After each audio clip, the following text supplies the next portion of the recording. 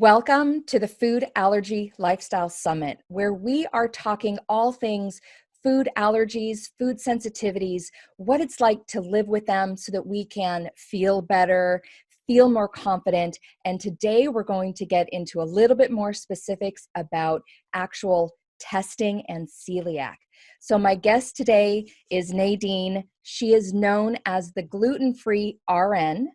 She is a registered nurse specializing in celiac disease, non-celiac gluten sensitivity, and intestinal health, as well as the microbiome, a word that we're hearing a lot lately. Her prior career was in emergency and critical care, but now she focuses in on helping patients heal from the inside out. Welcome, Nadine. I'm so excited to have you. I am very excited to be here, Andrea. Thank you very much for this opportunity. Yeah, you are putting out so much great information. I just love everything that I'm reading from you. And I know you have your own personal health story, your journey, how you got so interested in this world of gluten sensitivity and celiac. So tell us about your health journey. Okay. Well, I always thought I was super healthy and had a super immune system because I rarely got sick, and I worked in the emergency department. But in um, January of 2003, I ended up with pneumonia, a really atypical one that sat right about in here in my chest. So it didn't show up in when people listened to my lungs. And I took Levaquin, which is a very potent fluoroquinolone antibiotic, which I don't necessarily recommend anymore.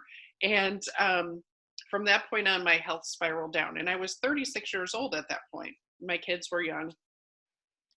And over the next 4 years, I ended up with multi-system organ failure. So by the time I was 40, I stepped out of the shower one day and gave myself less than 6 months to live. Which is really tough as a 40-year-old. But I'm like, do I sign up for hospice? Do I just keep working?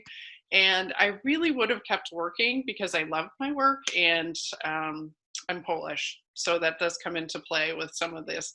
We just kind of plow through. And I'm from New York. So, unless you're bleeding or you don't go to the doctor, that type of thing. But I had been, and I worked with doctors, and I worked with healthcare providers that were not really interested in what was going on with me, even though they could tell I was not well. So it came to a point where I went to see a dermatologist, and I'd seen multiple dermatologists throughout my entire life, even as a child, because I always had eczema, contact dermatitis, dyshydrotic eczema. My earlobes would be kind of crusty when I wore earrings, and I thought it was a nickel allergy, all those things. So I went to see Dr. Haberman and told Nurse Helen, prior to seeing Dr. Haberman, everything that was going on with me at the time. Like my hair was falling out, my eyes were bugging out of my head. I looked like Marty Feldman, not a good look. I had fluid in my lungs all the time. My abdomen would be swollen. I would look like I was between 3 and 9 months pregnant, and I wasn't. And I had gas, bloating, all my lymph nodes were swollen, and I had 4+ pitting edema. So, all this stuff was going on.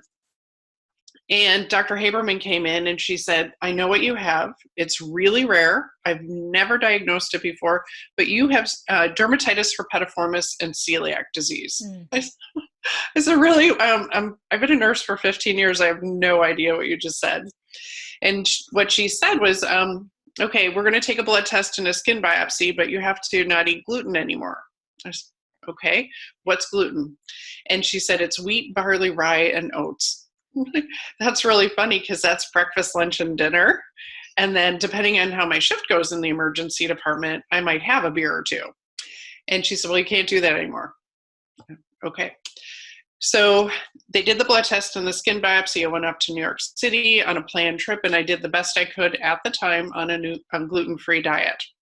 I came back and I called Nurse Helen up and I said, hey, what are my test results? And she said, well, your celiac panel is negative. And so you don't have celiac disease, and your skin biopsy is negative. You have a rash because you scratch your skin. I'm like, oh, I did make this all up. I am crazy. Thank you very much. But my kids, to their credit, they're like, Mom, you're better on this silly diet, this your rare disease diet. You should just stay on it. So I did, and within 4 months, I was so much better. I started my first business, which is RN on Call, and then within another month of research and really delving into celiac disease, I found out it's not rare.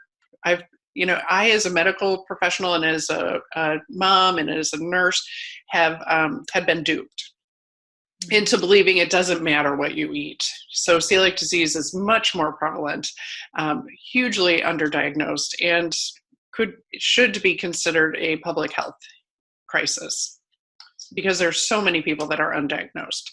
So over the last 13 years, I've worked pretty tirelessly to educate people about this. Wow. So you, all of those symptoms, you literally thought that you were dying.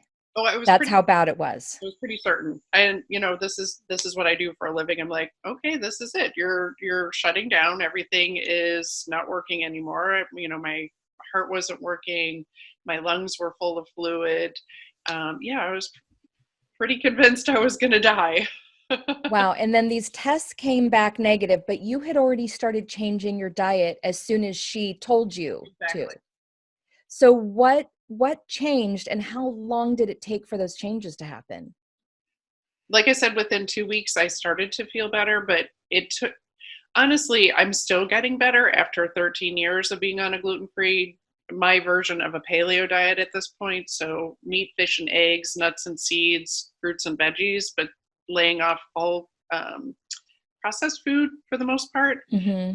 I climb mountains now. So I'm getting ready to climb South Sister or Jefferson, which is in Oregon, in June. So number one, I'm not dead. And number two, I'm much healthier as a very soon to be 54-year-old woman than I ever was. So, Yeah. and that's the power of food, and that's the power of healing your intestines, again, from the inside out, and Mm-hmm. making sure that people know that this is such a huge issue. Okay, so in your case, the tests came back negative, but you are a very strong supporter of doing testing for people that think they might have a gluten sensitivity. So tell us a little bit more about the testing. Okay, so while all my tests were negative for celiac disease proper, I am an HLA DQ2.5 homozygous gene carrier. And what that means is that I got a DQ2.5 gene for my mother and my father. So I'm pretty much guaranteed to have celiac disease. You see how that's extremely important information to have. Most people have no idea what their celiac gene status is. And so that's why I highly recommend that people get their genetic status done at some point in their life, because it is very valuable information. Keeping in mind that, I thought I had a really rare disease, or was told I have a rare disease. And out of the 5 members of my family, and this was back a couple of years ago when I was still married, my son, who I'm biologically related to, is a DQ2.5 gene carrier and a DQ2.2 gene carrier. My African-American adopted daughter is a DQ2.5 gene carrier. My now ex-husband, who's a type 1 diabetic, is a DQ8 gene carrier.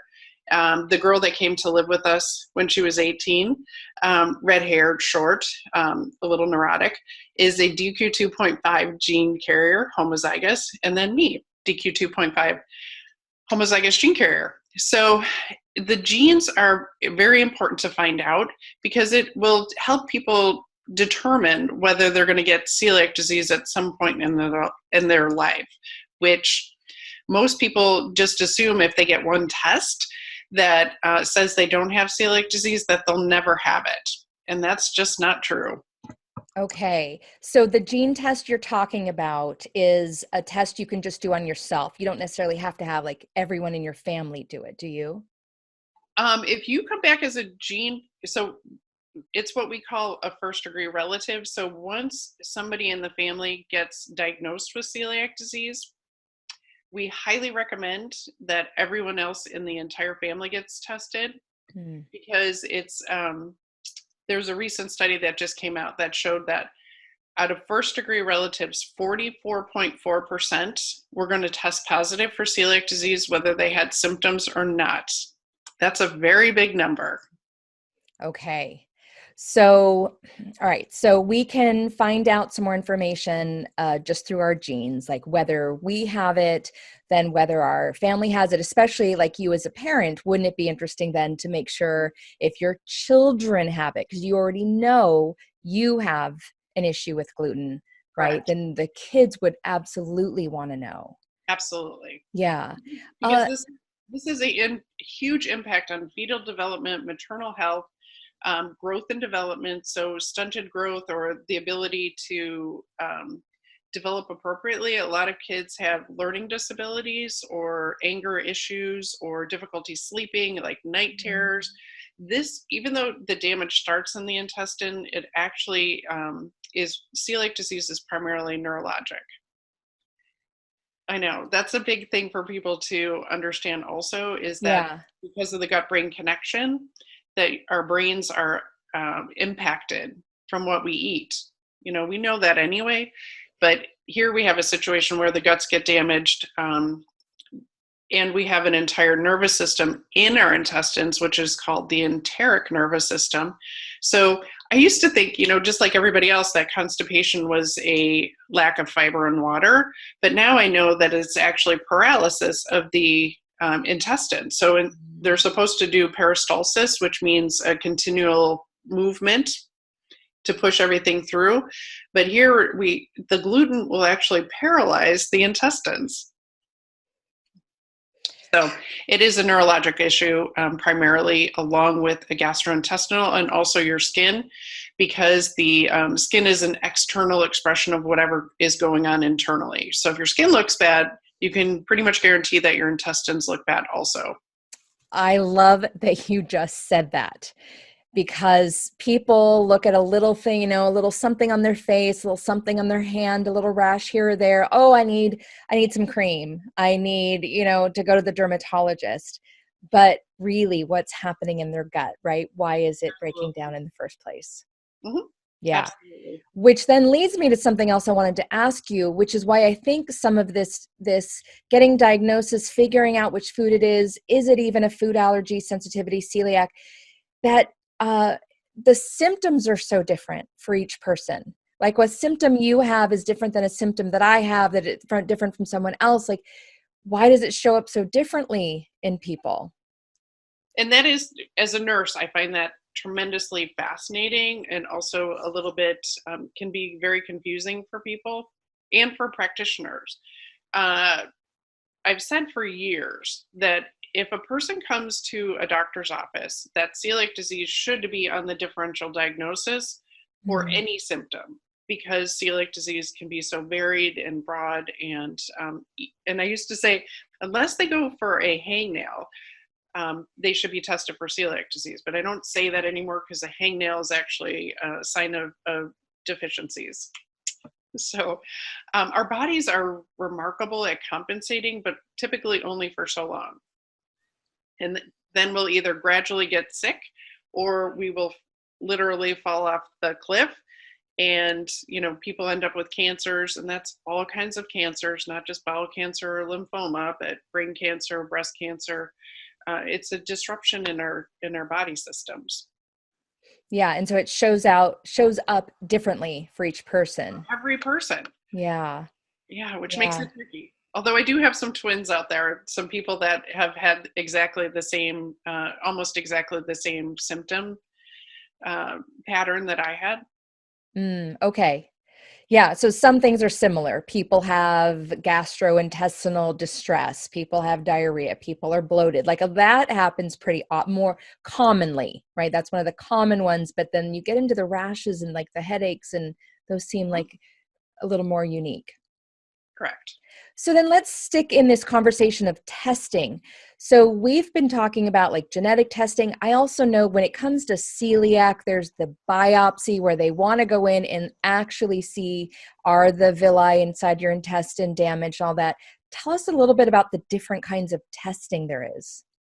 Okay, so that's a big topic. I spend 4 hours on this with my celiac disease for nurses and healthcare provider course because it can be very confusing because there's no standardization for the testing at this point. Mm-hmm. And because of that, the testing is still 70% false negative nationwide. So I highly recommend that before people change their diet, before they go on a gluten-free diet or a paleo diet or whatever it is, that they do get a baseline for their antibodies. So a celiac antibody test, the entire panel, not just part of it, not just a TTG2 or DGP, because it's just not going to be complete. We want to put all the puzzle pieces together. So get a complete antibody panel. I do highly recommend that people get the genetic test, which is a cheek swab. They can order it themselves from Kashi Labs. Kashi Labs does a great job. It's $135 to get that cheek swab per test, and you will get your a complete result from them. And they can order it themselves. If they put it on as I'm the provider, so just write in that Gluten Free RN or the Nadine at glutenfreern.com email address, then I will get the results and I'll make sure they get them. Otherwise, they have a hard time giving the general public the information directly. So the genetic test is really important. There's a couple other labs that will do testing. Cyrex Labs is another lab I like because they do a huge panel. It's called the Cyrex Array 3X for the celiac antibody panels. And I like the ones that will do the tissue transglutaminase 2, 3, and also the 6. 2 is specific, is widespread. That's why I think they landed on that one. 3, tissue transglutaminase 3 is specific for skin, which, believe it or not, is your epithelial tissue, which is all throughout your body. And then also the 6, which is specific for the neuro. So I like all 3 of the tissue transglutaminases to be done. Mm-hmm. And another lab that will do that is Vibrant America. They do a test that's called the Wheat Zoomer. I can order any of these tests if anybody is interested before we do a consultation or after a consultation, we can get any of these tests ordered. Or the Wheat Zoomer, or the Kashi Labs, you can order yourself. Are those all, like you said, okay, so the Kashi is a cheek swab, like some are blood tests, some are just looking at antibodies, some are blood, right? So, and then some are genetic. Yes. So Yeah. the other thing I think that is important for people to know is that any practitioner can order these tests. Mm-hmm. They're reluctant to do it because they don't know how to interpret it typically. If you have a practitioner that is not ordering those tests for you, find a different practitioner or demand that they test you, whether they know how to interpret it or not. Just tell them you're going to bring it to me, or that a family member has been diagnosed and they absolutely have to order the test for you. Mm-hmm. It's important that people do get that baseline as much as possible. Otherwise, they're going to be recommended to go on a gluten challenge, which of course I never recommend because you can cause irreparable damage. And a gluten challenge means that you've already been gluten-free, your guts have healed, but now a practitioner is going to recommend that you go back to eating gluten to prove that you have celiac disease. Don't do it if you, unless you are absolutely confident that you can do it without causing irreparable damage. And I don't know who that would be in. Yeah, that doesn't sound like fun at all. No. Right. Bringing all of those symptoms back in, especially if you change your diet and you feel better and now you have to bring that food back in. But some people want to see a test, right? Like, because choosing this lifestyle is not easy. I know it took me years to really figure out, like, okay, I've tested gluten, I've tried, I need to just leave it alone. It took a long time to really come to that. And so some people just need to see a test result. Correct. And I support people in that, but at some point you have to go, okay, we have enough pieces together, plus we know how you feel, plus we know how your body reacts to this particular protein. And so people have to make the decision for themselves how they're going to move forward. And, like you and I were talking about, I have two very lovely women who have been suffering, um, some for years, Mm. 14 years for one, and thankfully just a couple months for the other one. But, they've been told they're crazy, they're making things up, all their tests are negative, they look great on paper. Um, but nobody has ever tested them appropriately for celiac disease or any of non-celiac gluten sensitivity or anything. The one doctor was really, really good and did a celiac panel, but my patient at that point was almost IgA deficient, and that was not taken into account. So you really have to know how to interpret those lab tests if they're going to be useful. Okay. So the difference between celiac, non-celiac gluten sensitivity, having a food intolerance, like, can you kind of explain a little bit the differences of those terms? So the definition of celiac disease at this time in history is that you must carry a DQ2 and or DQ8 gene and have documented villus atrophy. Okay. That's really difficult to get that diagnosis, believe it or not. We live in America, and there's, some people have insurance, some people don't. Uh, there's lots of factors to take into account for that very definitive diagnosis, which is difficult to get. The non-celiac gluten sensitivity would be anybody that is not a DQ2 and or DQ8 gene carrier, but still has intestinal inflammation. They might have a lot of symptoms associated with eating gluten that clear up once they go on a gluten-free diet. So those would be the non-celiac gluten sensitive people. There's going to be a lot of crossover coming up here, and we're going to have to tease apart those diagnoses in the near future. We're working on it. And food allergies, so if your intestines are inflamed and your immune system is disrupted, because if those villi are all flattened and this is your immune system and you have a lot of things going on that should not be going on in your intestine, it will affect the rest of your body. There's no doubt about it, it will. There are some people that don't have any symptoms, but once we identify what's going on, we put them on a gluten-free diet or a paleo type diet. They're like, oh, I never knew that was a symptom. I just thought that was normal. So there's a lot of things that can go on. Plus, you can have a documented wheat allergy where you're testing, or your test for the IgE mediated antibody response, which would be like anaphylaxis, your throat swells, you might get hives, things like that, can typically be under a celiac diagnosis or non-celiac gluten sensitivity. So very rarely do people have an IgE mediated antibody response to wheat or gluten, independent of a celiac disease or non-celiac disease sensitivity, celiac disease or non-celiac gluten sensitivity diagnosis. Mm-hmm. So they tend to all go together, but it's much rarer to have a true allergy to wheat. Mm-hmm. I think that's much less common.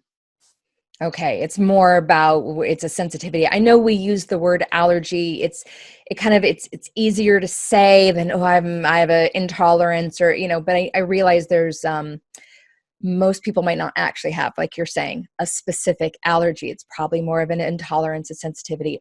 All of it gets better though when they avoid it. Sure. And so, and nobody actually has the enzyme. Human beings do not have the enzyme to break that protein down. So it either passes through and doesn't cause any damage, or at some point there's a trigger event. It could be a cold, a flu, a birth, pregnancy, a fall. It can be a trauma event that will trigger people into the immune response to gluten that will destroy their body or cause damage. Oh, that's a very interesting point, that because people might say, oh, I've been fine, I could eat the way I wanted to eat, and oh, maybe it's just because I'm getting older or something. But what you're saying is, like, there could have been a significant event, something that their body was under a lot of stress, Mhm. like an illness or something, and that kind of changed how their body reacted. Correct. Correct. And That's fascinating. just as another interesting aside, 30% of the people that are newly diagnosed celiac are over the age of 60. So when people are told that they should just expect their bodies to fall apart or have osteoporosis or any health issue because they're getting older, that's not true. So they absolutely have to be tested for celiac disease. So if a man has anemia and osteoporosis or even just anemia, they absolutely have to be tested for celiac. Mm. And this is so widespread. It doesn't take much to find people, but you actually have to be looking for them. Yeah. Yeah, I love that you said that. That's definitely been a theme during this summit is like, what is normal? What do we have to expect as we age? We don't have to fall apart. We don't have to suddenly need tons of medications. We can age well, but a That, lot of it is like knowing, paying attention and yeah, and sometimes going and just getting some tests and figuring some stuff out. right. So Nadine, you said before you figured out you had the gluten sensitivity that you thought you ate really well. Like you thought you were pretty healthy. You thought you had a good diet. What does your diet look like now? So I am on my variation of a paleo diet. I'm currently in the middle of a 7-day fast. So I'm doing that for 7 days. But normally my diet is paleo. So it's local meats that are grass fed, no antibiotics, no hormones, local eggs from my gluten free farmer, who her entire farm, the family farm, is gluten free because they are all celiac. So their animals don't get fed any gluten at all, no grains, and fish. And I also focus a lot on fruits and vegetables, a various array of fruits and vegetables, local, organic, and nuts and seeds. Now, my focus with local produce and so fruits and veggies, the microbiome. So I went to visit the American Gut Project, which is now located down at the University of California in San Diego. And they said the number one thing that really impacts your microbiome, your intestinal microbiome, is a variety of fresh fruits and vegetables. So that is so important to feed the good microbiome, not the bad microbiome, which would be things like with sugar, feeding the yeast, and all kinds of other not very good foods. So I really do focus on high quality, fresh foods. And I don't consider it to be an inconvenience to fix my own food. So I use the slow cooker, the Instant Pot. We just chop up vegetables, put it in a stir fry. We do so many awesome gourmet type meals that are just like cutting and throwing in a pan and cooking. Easy peasy. So nowhere in there did I hear you mention packaged gluten-free foods, gluten-free bread, crackers, things like that. And the reason for that is because the gluten-free certification, actually nobody's watching anymore. And I say that as a practitioner that calls the FDA every once in a while. I can't get a return phone call anymore if I notice that there's a problem with a product. So there's no standardization for what gluten-free means in the United States at this point. It's supposed to be less than 20 parts per million, but the food industry is like, nobody's watching. So I don't want people to think that they're safe getting a product labeled gluten-free or paleo or keto or anything else, assuming that it's going to be 100% gluten-free or even less than that 20 parts per million, because it's not. I've run into way too many products. The other practitioners that I know across the United States have been watching too, and there's a lot of products labeled gluten-free that are not. So it's very concerning. That's very frustrating. It is. Yeah. Those products will make you sick. Yeah, I do know for myself, even though it has been over 15 years for me since I stopped eating gluten, I know that even though there's great bread, there's paleo breads, there's paleo pizza crusts, almond flour, all that stuff. I just know that if I have them more than maybe once a month, I Yep. just don't feel good. So I just don't even digest those well. Right. And so, some of those products are really good. There's a couple products I have in my refrigerator. Trust me, I have a lot of fermented foods, Hmm. kimchi, kombucha, things like that, that to feed my good microbiome. Even a root vegetable called yacon, which I love. It's a inulin, or a non-soluble um, fiber that feeds the microbiome in my colon. That's an amazing thing. Every once in a while, we'll have a sourdough bread made by Bread Seriously, which is made in San Francisco. It's an amazing bread. So if we're looking at having some type of bread product, especially when we're doing a paleo pop-up dinner or something like that, we'll choose a product that I know I can trust, that I can call up the owner and say, hey, is your product still gluten-free? Is it, have you changed practices or ingredient lists or anything? I most assuredly do not buy any products from any of the major corporations that own 95% or more of every product that's in a grocery store. Mm-mm. Yeah, I love that if no matter where the people watching this, no matter where they live, they can look near them. Is there a bakery? Is there someone who has especially a personal story like ours? I love finding those little companies like a bakery, and like that person, the baker, has a story of health and illness, and like they're passionate about what they're making. So it's like Absolutely. you never know, like look for those near you. Mhm. And they're Yeah. out there. We're particularly lucky in Portland, Oregon. We have at least 50 restaurants or bakeries that are 100% gluten free. Wow. I know. I love Yeah, that. that's great. That's great. All right. So Nadine, I know like we're just barely scratching the surface on a lot of this information. And I know that the audience is getting so much out of this. And I think, just getting into the idea of like maybe just going and getting some tests and answering some questions for them. For people out there that are hearing this and just are like, wow, like I think I have an idea of like what I want to do, or they're interested in this information, or they just don't feel well and they're confused. Like, what would be your top like 2 or 3 things that were for them to just do to get started? So, number one, I would say evaluate what your kitchen looks like. If there's a lot of wheat in there, or there's a lot of products in there, work on getting them out. Number one, and I would say the other number one would be to get tested immediately. So go to your doctor, go to your practitioner. Any doctor can, or nurse practitioner or DO or whatever, whomever you see, they can all order the testing for celiac, which I highly recommend. The antibody test, the celiac antibody test, and the genetic test. So I will happily send out, or you can find it on any of my podcasts or whatnot, a handout, which is the recommended labs that I recommend for people to get, which includes, vitamin D3, B6, B12, iodine, which is a big thing for people with thyroid disorders. Um, so make sure that you're getting the correct testing and that it's getting actually looked at and interpreted correctly. Yeah. And one other thing I would say is do some research. There's some really great books out there. There's mine, which is Donation. Um, there's anything by Sarah Ballantyne, the Paleo Principles. The Practical Paleo is another great book.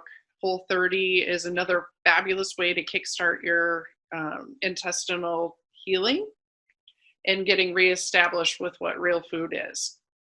Yeah, I love Whole 30. I've definitely cooked Whole 30, like though that diet for people too, and they see just so much change. You just mentioned your book. I definitely wanted to talk about that. Tell us about Donation and like what's in it. So the entire title is Donation, a nurse's memoir of celiac disease from missed diagnosis to food and health activism. It's my story. It's other people's stories. It's a quick, easy read so that people can get started quickly. And honestly, it's one of those books that people read it and then they're like, oh, I can think of 25 or 50 more people that need to read this book because their health is impacted in such a way. So you begin to see people that are in your sphere that might be affected. So I've had people buy like 20 books at a time and then just hand them out. It's available on Amazon. It's on my website. And it's, like I said, it's a quick, easy read. I've read every book on celiac disease or, intestinal health and everything. And I just really wanted to allow people to do a quick, easy read, get the most information possible right away, and then move on. That's great. Yes, her book is on Amazon. You can either get the print copy if you're like me, you still really like having a book in your hands, or you can do the Kindle version. And just like Nadine is saying, that maybe you'll see yourself in her story or her client stories, or you see your sister, your brother, your friend, because these food sensitivities, intolerances, and celiac, they can present differently in different people, that you might not think that what you're experiencing, what your husband's experiencing, is something to do with a food sensitivity. And maybe it is, right? So I highly recommend checking out her book. She is available for consultations. She does consultations with people all over the world. And she will, if you want to go and get some of the tests, well, one, she can recommend which tests to get, or she can be the one to read these results for you and just give you a picture, give you an idea of a direction to go, how to help yourself feel better, start healing that gut. And what a great resource she is. Nadine, I'm so thankful to have you here. Again, we could keep talking for hours. I know the people that have been listening and watching this have learned a lot. This has definitely piqued some questions in their mind. I hope it's giving people a direction to go. Just go get some answers, because at the end of the day, we all deserve to feel better and have the answers that we need, heal our guts, eat like with abandon, right? Just love the food we're eating. And so I really encourage you to go check her out if she can be of help to you. So thank you everyone for tuning in today. It's been really great to have you here, and I can't wait to see you again soon.